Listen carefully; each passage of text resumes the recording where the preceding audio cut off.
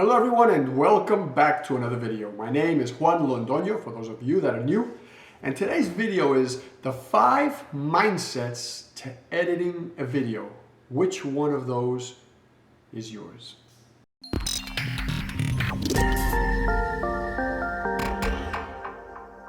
I hope you are all having a magnificent day. I have some hot tea here. Get your beverage. We're going to start early because I forget to do this in the videos and I forget to talk about water and all that stuff till the end. I have some hot tea and it's delicious. I burned some incense. I am feeling good today and I hope you're feeling just as good. So today we're going to cover 5 mindsets that we can get into as photographers when it comes to editing videos. Let me explain what I mean. 2 photographers, and I do this and it's 4, right? 2 photographers may end up taking similar photographs, right? But when it's all done, their pictures look totally different. Why is that? We all have access to the same gear, the same tools, right? And the 2 photographers might even have similar backgrounds and similar experience. So why is it that their work can be so different, can look so different? Well, I'm telling you, and this is just my point of view, right? That I believe the reason that these pictures from 2 photographers that are in the same place shooting the same stuff can look so different, the reason is in here. For argument's sake, let's call that a mindset, all right? And that's what the video is about, the 5 mindsets to editing videos. Humor me here. So if this mindset is really the reason why pictures can look so different from this, from different photographers, I'm saying there are 5 mindsets, and let's analyze those. Mindset number 1, the pursuit of excellence. There are photographers that try to recreate the exact scene to a science that they witnessed or observed. Color, mood, lighting, contrast, you name it, right? They're trying to get the exact thing they saw. Usually this is a wider shot, not a really close-up shot, because those tend to be more abstract. Whether it's a landscape or just flowers, whatever, it's a wider shot, right? And I don't mean wider, 16 millimeter. It could be a 50 millimeter, it could be an 85, but what I'm talking about, it's not a macro typically, okay? But we have to ask ourselves this: are they editing to what they saw or what they think they saw? If enough time goes by, it might be what they think they saw, or even better, are they editing to what they'd like to have seen? There's a video on that I'm going to, post. When this video is over, I'll post it up here, I think up here, and you can click it and it goes into details of editing what we see and what we'd like to see. But for this video, this is a different topic, right? So that's mindset number 1, the pursuit of excellence, a photographer that's trying to recreate exactly what they saw. Mindset number 2, feeling du jour, or feeling of the day. I may be feeling a little sad, for example. I go out to shoot these landscapes just to get myself out of the house. And I come home and I turn half of them into black and white, or I drop the highlights, I drop the saturation. I'm trying to make them fit my mood. That's what I mean by feeling of the day, right? Feeling du jour. If I'm extremely happy, I may go out and take beautiful pictures. Then I'll come home and I'll saturate everything a little more because I'm just feeling so excited. Everything looks so good in my head, right? Maybe HDR, I might be doing some high dynamic range on the pictures, high dynamic range. There's a saying in Spanish, we use it in Colombia, when somebody serves you food and it's really salty, you look at them and you say, you must be really happy today, because when people are happy, they sprinkle the condiments and they're not paying attention and they're just having a great day.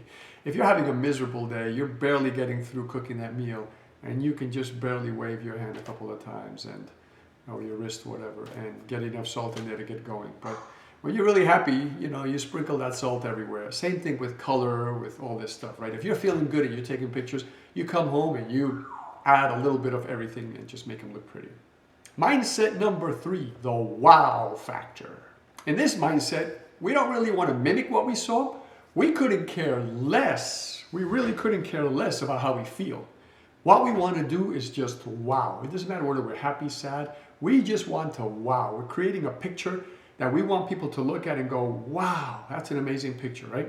So we're going to really up the saturation. The HDR is going to be exaggerated, even to where it looks surreal maybe, right? Fake.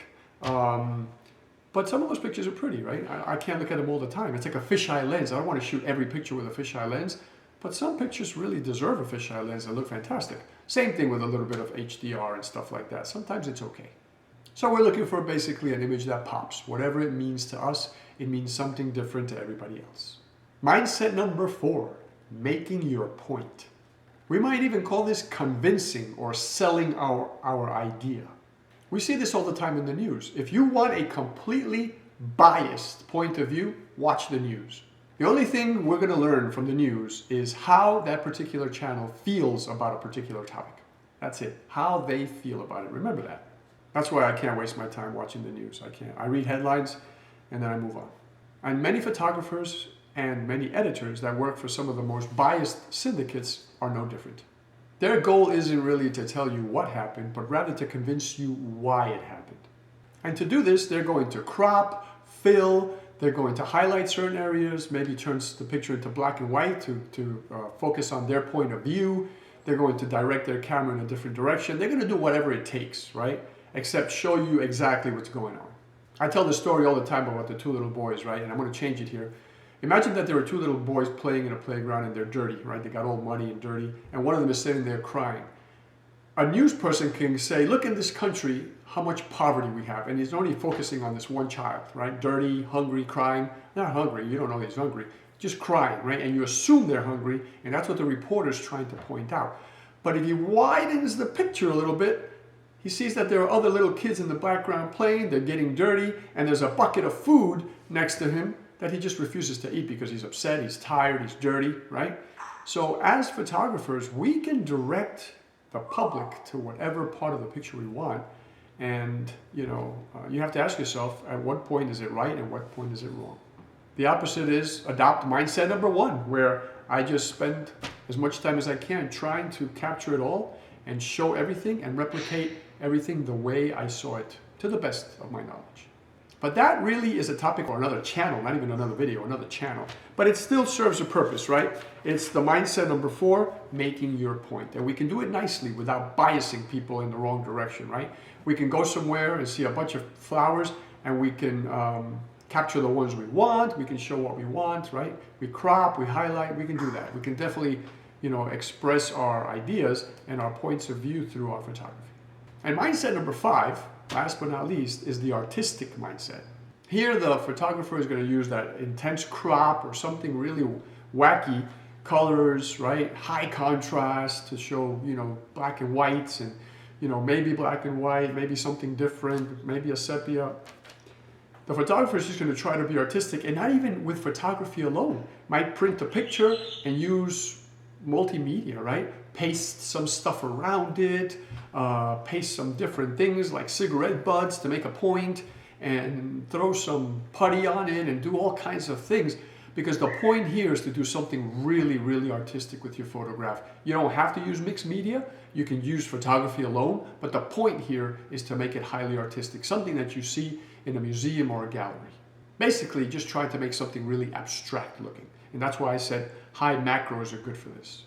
So that's basically it. I want to keep it short. I wanted to drop that note out there, that idea that we have different mindsets. I put this together relatively quickly. Let me know if you think I missed one, right? There's something you might be thinking about that you do all the time. And let me know in the comments below, please. I'd love to hear it, and I'll write back. I'll let you know what I think, right? If I agree, disagree. And of course, we don't all have to agree. You don't have to agree with my 5 points. You might not even agree with any of them, but I hope you do, with some anyway, right? Either way, let me know what you think. Please like down here on your left, subscribe down here on your right. Don't forget the notification bell so you get notices. And we will catch up in the next video. I love you guys always from the bottom of my heart. Ciao for now.